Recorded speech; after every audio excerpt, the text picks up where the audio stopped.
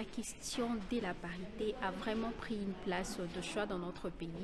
Depuis 1960 jusqu'à présent, de ce des derniers gouvernements, il y a déjà, je peux dire, plus de 30% de femmes qui occupent de postes ministériels, voire même il y a deux femmes qui sont pour la première fois d'avoir une femme à la tête de la Banque centrale.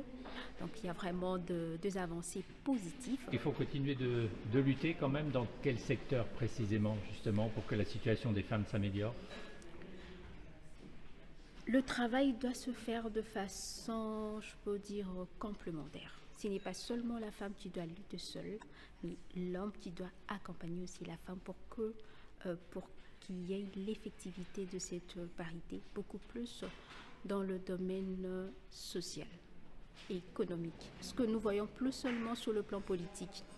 Toutes les femmes, on veut accéder sur le plan politique, mais nous oublions aussi du côté social, parce que le social permet à ce que le pays puisse vraiment se développer. Nous voyons beaucoup de femmes dans de petites activités génératrices de revenus. Or, nous voulons avoir deux femmes, vraiment de vrais entrepreneurs pour que l'économie soit aussi beaucoup plus forte. Et il y a les textes, mais les textes ne sont pas toujours appliqués, c'est ça?